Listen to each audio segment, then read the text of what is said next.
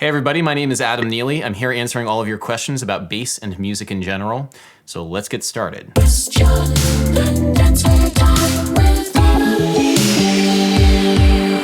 Lewis Aitcheson writes, Hi Adam, I was thinking about time signatures and came to the thought, what about a triple time signature, like 448 or 6832?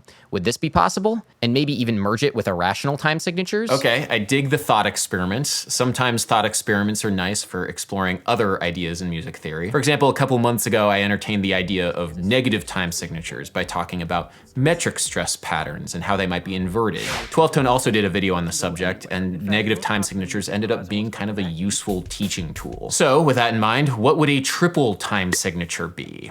Well, the first thing that comes to mind is that it would somehow express hypermeter. Now, hypermeter is a fairly academic term used to describe larger groupings of measures that form some kind of hypermeter. Now, hypermeter is super useful in analysis. So say you want to talk about the strong and weak measures in a metric scheme. Say you want to talk about the harmonic rhythm, where chords are going on which measure. Say you want to talk about the melody and how it resolves. All that's fairly analytical, but it might not be super useful for the musician. Where I potentially see the use of a triple time signature as a notational device is whenever you have music phrased in odd numbers of measures. So the triple time signature of 5/4/4 would be used to describe music which is grouped in 5 measures of 4/4. This is unusual but not unheard of. And it's actually kind of interesting because it's rather difficult to communicate that information that you're supposed to be feeling 5 measures at a time through standard notation. So maybe the idea of a triple time signature can be useful in certain circumstances. So 4/4/8 would be 4 measures of 4/8. 6/8/32 would be 6 measures of 8/32. The problem is, of course, you're introducing new notation that nobody has ever seen before. And so you might as well just write in plain text above the music. If you're going to do something like this, phrase measures in groups of 5, and that communicates the information even clearer. More clearly. That communicates the information more clearly. There we go. Andrea Caputo writes, Hey Adam, congrats on your channel and your career. What do you think of talent? I hate when people hear me play or talk about music in general and they're like, oh, you're a natural, etc. And they just won't believe the hours and years I put in to improve. I think the so-called talent is overrated and often used as a sort of excuse not to admit that one needs to work hard. What are your thoughts on that? Okay, this whole thing. Yeah, the question of whether or not talent exists, natural aptitude on your instrument, and whether or not it's necessary for success. I'm of the wholesale opinion that no, it is not necessary for success. There is only one thing that's necessary, and that is work. However, I do think that some people will have a leg up on others when it comes to the beginning of their musical journey. I think some of it comes down to your upbringing, because if you were afforded certain opportunities earlier in your life, you will be at an advantage later on. And I don't just mean socioeconomic opportunities, I mean things like if you grew up in a musical family, for example. For me, I grew up in a fairly musical family. My mom was a voice teacher as well as a classical soprano, and her brothers, my uncles, are also professional musicians. So I grew up knowing what it meant to be a musician and the amount of work necessary to play music. My mom would teach voice lessons downstairs, and I would hear the voice lessons day in and day out. I would hear all of the crazy vocal exercises that she would have her students sing. I also heard the amount of work that her students were putting in week to week. I heard the same songs get better and better and better. I was exposed to a certain work ethic, or at least a certain way of approaching music, so that when I finally actually started to become obsessed with music when I was 13 and picked up the bass guitar, I knew the way forward. I knew that in order to get really good at music, you needed to spend many, many hours practicing, and so I did. But of course, nobody actually sees that. They just see the end result of somebody's performance. They don't see the many, many hours of practice that went into it, or potentially some advantages or disadvantages some person has coming to the instrument. They just see how fast you can play or whatever cool thing you can play. Of course, at the end of the day, it really just comes down to how much you've practiced your instrument, no matter your background. Zach F. writes, Sungazer is the best band ever. Why, thank you so much. Sungazer is my band. We have a new EP out. If you enjoy chiptunes meets jazz fusion and meets prog metal, you might enjoy that music. Available to stream wherever you stream your music. cecelilyklaine writes, Hey Adam, love the video, but just so you know, is a slur for the Romani or Roma people. Please consider editing it.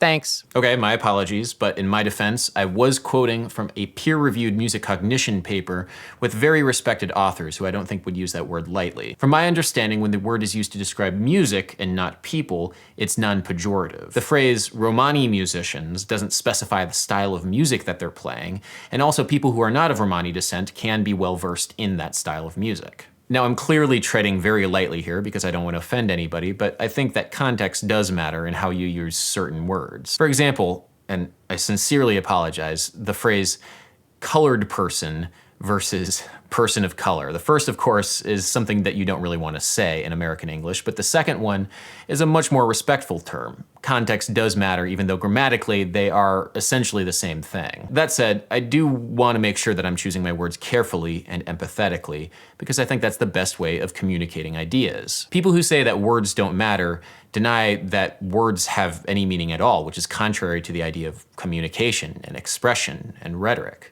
So I don't want to do that. PKNM writes, I love your anti-clickbait. Thank you so much. So if you don't know what anti-clickbait is, it's the practice of actually answering the question that's posed in the title of a video in the thumbnail of the video. So for example, last year I made a video called "What is the slowest music humanly possible?" And the thumbnail said, it's 33 beats per minute. Now this plays on an aspect of human psychology that Tom Scott calls the curiosity gap, because you want to learn more. Like, well, why is it 33 beats per minute? It is in my interest as a YouTube creator to have people asking thoughtful, engaged questions about the content that I am making. I don't want to trick anybody into watching something with, traditional clickbait like, you won't believe what the slowest music is. Ultimately, I want to create a title and thumbnail combination that's interesting and that I myself would want to click on. Jesse writes, don't give away all the secrets, then everyone will use them. I've been doing this stuff for years and no one cared. Don't help it be a trend. All right, so there's this old school practice that I'm gonna call knowledge rationing. Among many different kinds of musicians from different styles of music, you would hold on to the trade secrets very, very tightly and only give them to certain people. This might be for certain reasons. Maybe you feel if somebody learned how you played really fast or how you played certain chords, then they would be able to overtake you and become better than you. But it could also be for some less selfish reasons. Like, for example, if a master is teaching their pupil, they want to make sure that this pupil is worthy of continuing the tradition of this particular style of music. I think that's a little bit more of a relatable reason to ration knowledge, but think about what would happen if the scientific community rationed knowledge in this way. One of the reasons why we are able to develop new technology and new medicine, etc., is because knowledge is shared. I truly think that the best way of developing a shared global language of music is by sharing as much knowledge as we possibly can. So I'm sorry if I shared your trade secret about playing tuplets with drunk grooves, but honestly, really, I'm not sorry at all. CanSpqr writes, hey there, Adam, thanks for the video. As a Turkish musician, I make rock music, by the way, I always say Western music should look into Eurasian music more often. I mean, Mozart did it back then. Also, I have a somewhat personal question for your next Q&A related to this topic. Do music schools in the US actually offer any other music studies than Western music, like Middle Eastern or Far Eastern? And if so, have you ever studied any? Are you interested in such things? Cheers. So unfortunately not. In US music schools, there is a very Western-centric approach.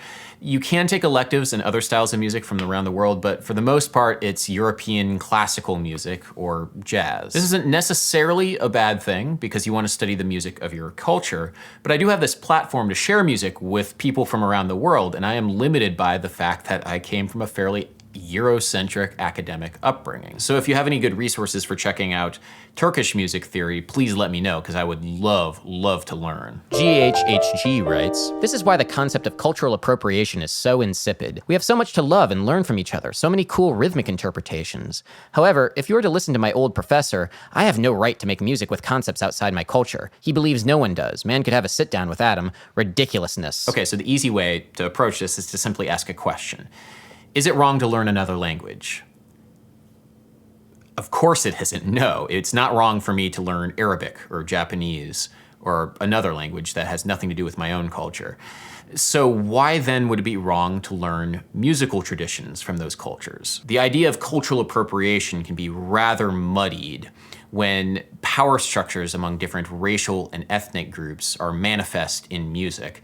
Like, for example, how white artists have traditionally taken Black American music and made it more palatable to white American audiences, leaving those Black artists in the dust. Money and its ability to disenfranchise certain groups of musicians is really the culprit here with cultural appropriation, not the idea of borrowing different elements from different cultures. So yeah, it would be ridiculous to say that Japanese people playing traditional Irish music is wrong, mainly because there isn't that market dynamic between Japanese people and Irish people that would disenfranchise Irish musicians. So yeah, borrowing elements from other people's music and playing other kinds of people's music is not wrong, just the same way as speaking somebody else's language is not wrong. Unless, caveat, you are enriching yourself at the expense of the other culture. Then maybe just chill out on that.